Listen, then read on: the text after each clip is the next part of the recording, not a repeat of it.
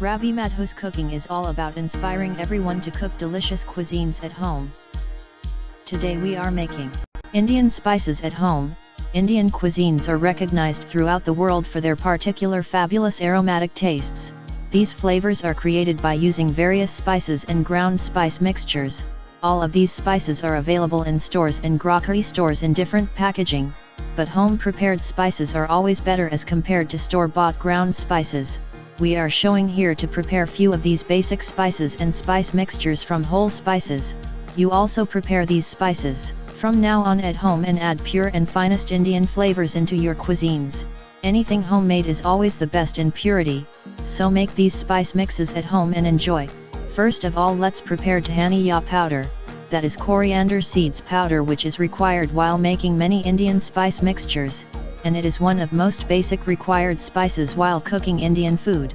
We are using 200 gram sabut Dhaniya, that is whole coriander seeds. You may use more or less according to your requirement. Add whole coriander seeds into a wok over medium-low heat. Heat for 2 to 3 minutes while stirring frequently. Do not overheat or roast them. Heating is needed just to remove moisture from seeds if any. You might not need this step during summers when atmospheric temperature is already on higher side. Transfer well-dried coriander seeds onto a wide plate, and allow cooling to room temperature. Add cooled coriander seeds into grinding jar of your mixer or food processor. Grind coarsely. You may grind into fine powder also, but we like it coarsely ground.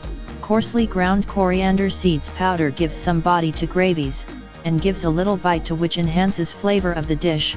Store ground coriander seeds powder in an airtight container at room temperature until required. Now we will prepare Bhuna Pisa Jeera, that is ground roasted cumin seeds. Add whole cumin seeds into a wok over medium heat. You may add as much as you want as per your need. Roast cumin at medium heat while stirring frequently.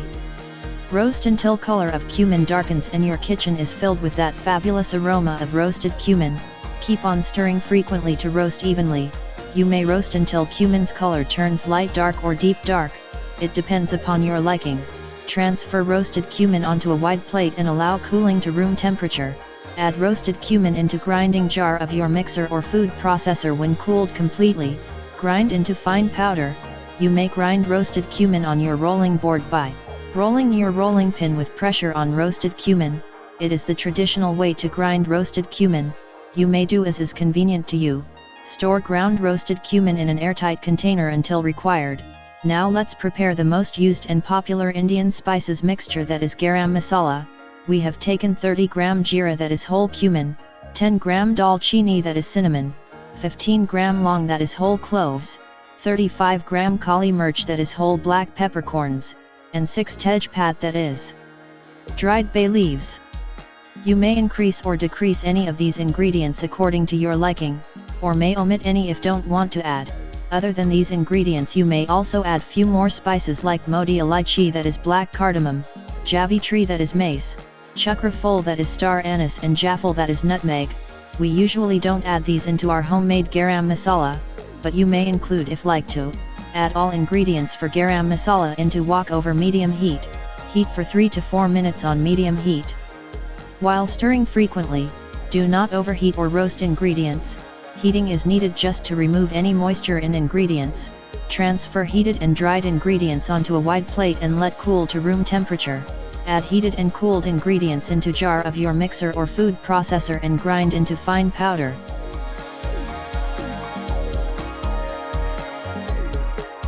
Store Garam Masala, that is ground mixture of Indian spices, into an airtight container at room temperature until required. Now let's prepare Chaat Masala, which enhances taste of any snack, mixture, salad or any Indian street food.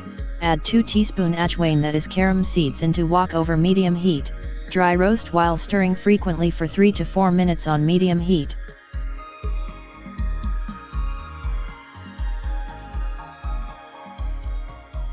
Heat until color of carom seeds darkens. Allow cooling to room temperature on a wide plate.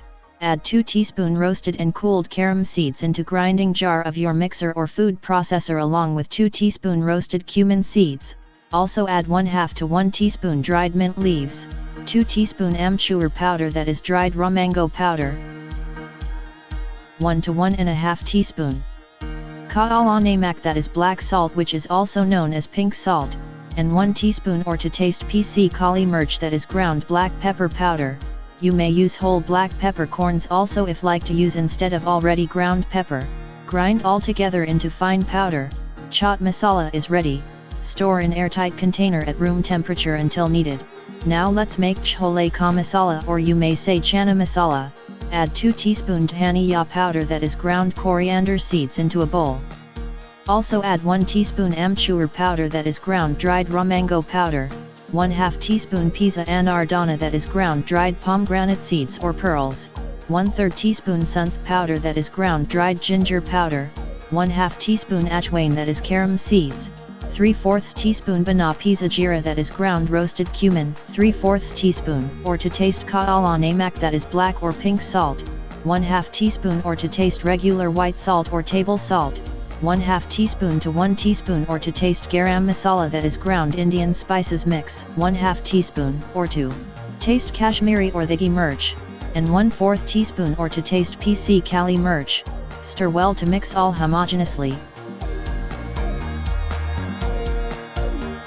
Store Chhole masala or Chana masala in an airtight container at room temperature until required to use. Now we will prepare Sabzi ka masala, that is ground spices mix for vegetable curries. Add 10 to 12 choti elaichi, that is green cardamoms, and 2 teaspoons saunf, that is fennel seeds, into grinding jar of your mixer. Grind both together into fine powder. We need very small quantity of this mixture in making of Sabzi masala. Remaining mixture may be used into tea masala. We have already shown the recipe of tea masala. Add 2 teaspoon Dhaniya powder into a bowl. Also add 1 teaspoon or to taste PC lal mirch, that is ground red chili powder or hot paprika. 1 teaspoon haldi powder, that is ground dried turmeric powder. 1 teaspoon garam masala. 1 teaspoon amchur powder, that is ground dried raw mango powder. And 1/2 teaspoon from freshly ground green cardamom and fennel mix powder. Stir well to mix all homogeneously.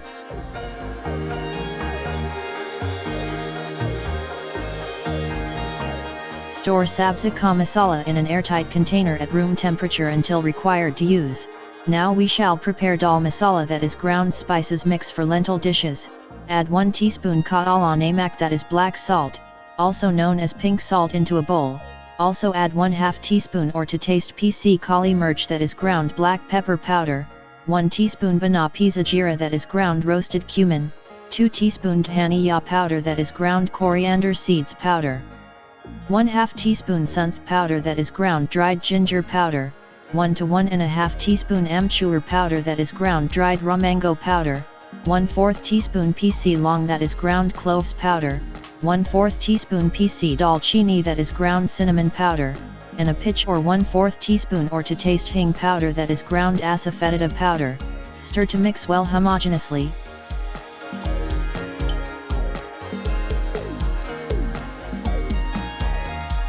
Daal ka masala is ready. Store in an airtight container at room temperature until required.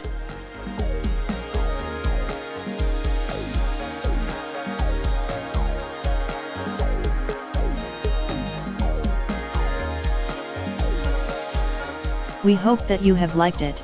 Please click the like button below and write your views on it in comments column for sure. Your feedback is really very important for us. If watching video on our channel for the first time, then click on our photo on screen or red subscribe button below to subscribe.